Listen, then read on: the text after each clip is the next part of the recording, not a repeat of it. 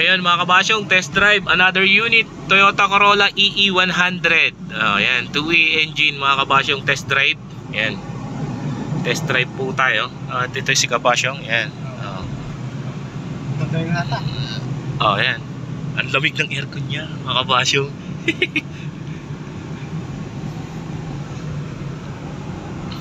Ayan, from Tarlac mga kabasyong. Dinaya tayo ni kabasyong para testing ng ating ginagawa. Ngayon ito, test drive kami. Test drive. Ayan. Kasi malakas daw sa gasolina, yun ang concern ni kabasyong. At yun nga, yung mga nakita natin na findings, so tinuruan din natin si kabasyong paano mag DIY din. Ayan. Thank you sa sineshare mong buwan sa amin. Para mas marami tayong matulungan. Kasi tandaan nyo mga kabasyong, yung pagbabahagi ng talino, hindi naman natin madadala sa pupuntahan natin yan.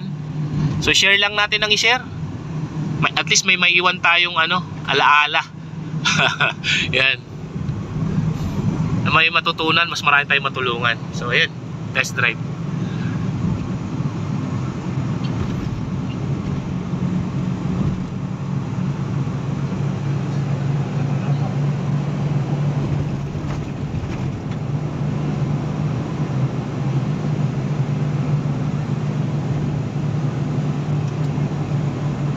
Nararamdaman mo yung pagpiga mo, sumusunod, no?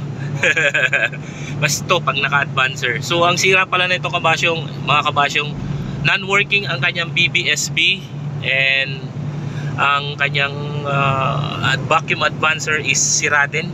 Both port, manifold and ported vacuum, parehas sira. So kinondem muna para pansamantala at maghahanap ng pyesa. So nasabi ko na rin kay kabasyong paano i-DIY. Tinuruan ko na rin para... Maraming salamat kabasyong. Ayan.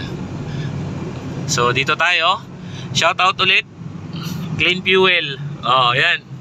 Dito na naman kami. Lang tayo kabasyong gaga. Maniobra. Yan. Shout out. Clean Fuel.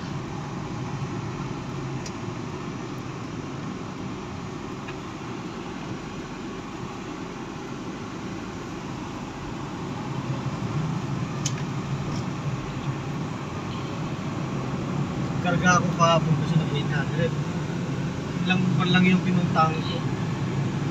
Naubos agad. Pero yan kanina, galing akong panikinan dun sa may 3-4. Ngayon yan pa yung natitira. Yan pa yung natitira. So titingnan natin. Tingnan mo rin baka may singaw dun sa sa tangke. Oo. Isa yun sa pwedeng cause din. Okay siya dito sa makina. Pagdating sa piping, sa tangke, meron palang sinisingawan sa taas. Isa rin yun. At malakas sa gasolina, yun nga, bukod sa timing, carburetor, yung ating mga repair kit, dragging, isa yan yung preno umiipit mga kabasyong yan. Isa yan sa concern, malakas tayo sa gas. Tsaka yung driving habit, syempre piga ka ng piga, hindi naman kailangan pumiga. Yung tamang lang. Ang sa atin, kapag tumatakbo tayo sa gasoline engine, kapag tumatakbo tayo ng 60, mas matipid siya. Pero kapag tinatakbo lang natin 40 pababa, medyo may kain ng gasolina talaga. Halimbawa, point A to point B, gusto mong pumunta, tas ang takbo mo lang is 40 to 50, medyo may kain yon. Pero kapag ang takbo mo is 60 pataas, wag naman sobra-sobra, yung tamang takbo lang 60. Yan. Maintain mo yon, mas matipid mga kabasyong. Sa diesel naman mga kabasyong, ang ating diesel, the longer ng driving natin, mas matipid sa diesel engine.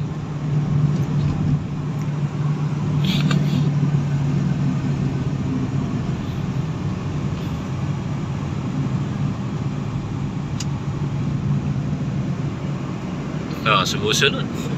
Hindi ka nabibitin.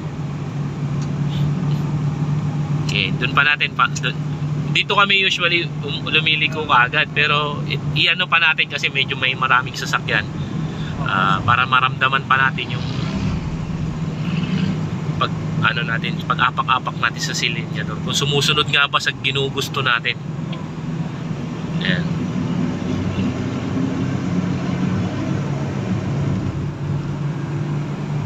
So ayan.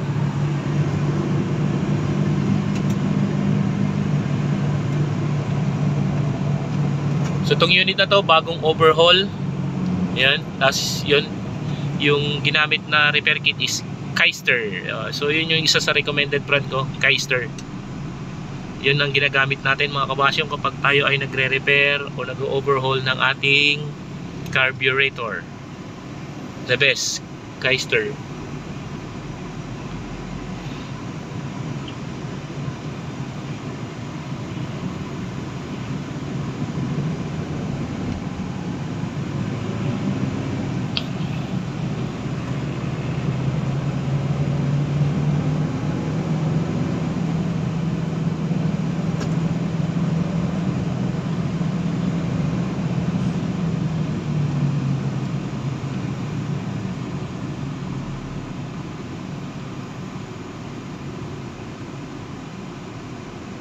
Uy, medyo may traffic. So yan, habang traffic. So anong masasabi mo ngayon, kabasyong, yun sa bigay ng ating sasakyan ngayon? Gumanda na yung kamasyon. Tumatak. Tsaka ko, hindi na manginig. Oo.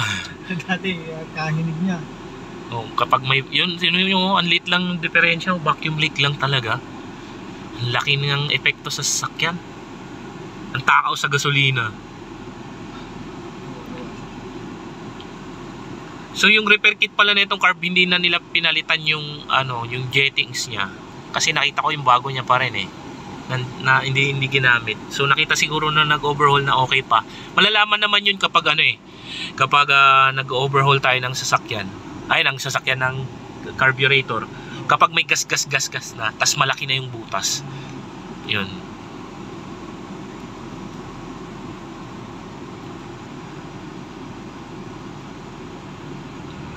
So medyo traffic.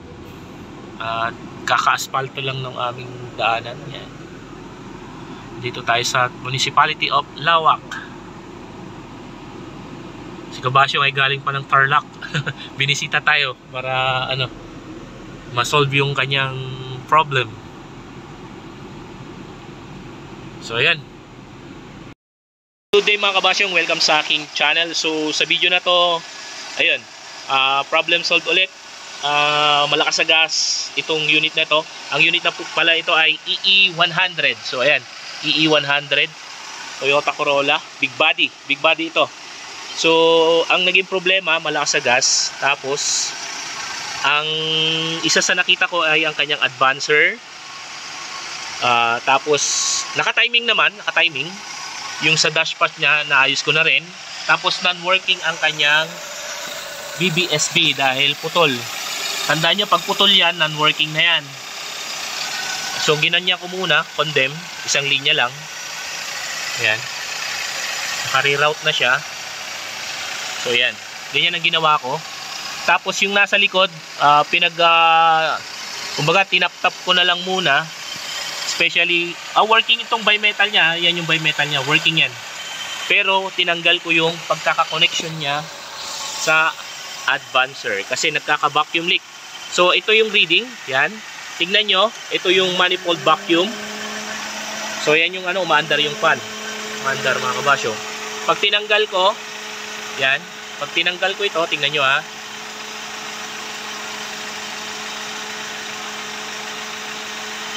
Kita nyo? Hindi halata sa sasakyan. Pero manginig. Ayan. Nakikita, manginig. Ibabalik ko. Ayan.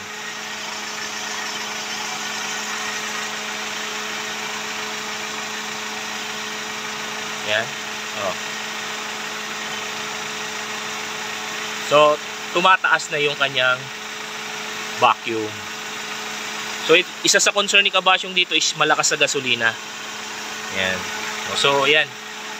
Yan yung naging problema niya. May mga vacuum leak siya.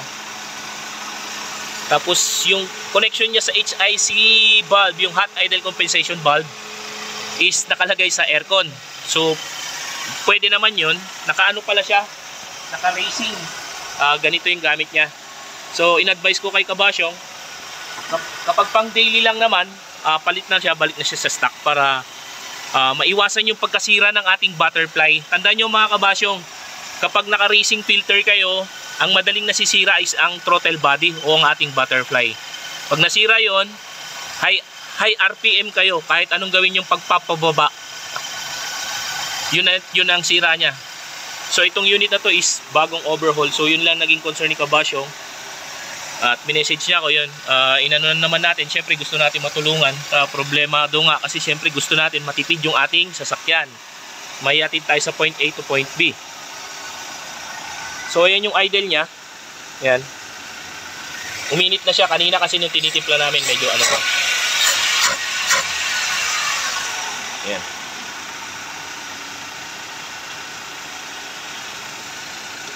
Ibababa pa natin ng konti yan. Ipapaano natin yung aircon. So yan. So ang bisita pala natin from Tarlac, si Kabasyong. Ayan. Shoutout Kabasyong. Sinong gusto mo shoutout? Sa mga kaibigan dyan sa Tarlac. Ayan, mga kaibigan sa Tarlac. Ang bata ka Tarlac. Okay. So yan. Salamat kayo Kabasyong. Oo. Yes. So yan. Okay na yung ano niya. Nasa good condition. Malakas yung ano kasi newly overhauled dun. Ang repair kit na ginamit is Keister. Yan. Ito yung recommended ko rin na brand, Keister. So yun lang naging problema. So yun lang, sana nabigyan ko kayo ng idea ulit. With regards kasi pag may vacuum leak kayo, malaki yung epekto. Nakita nyo naman, di ba? Dinemo ko sa inyo. Ito palang HIC, hot idle compensation valve. Ang trabaho pala nun ay to compensate. Pag uminit yung ibabaw ng ating lagayan ng ating filter o ng ating atmosphere dito sa ating filter, magko-collect siya ng hangin papunta sa ating manifold. So yun, hihigop siya ng mainit na hangin. Ang nagtitrigger nun is yung mainit na hangin din, mainit na atmosphere.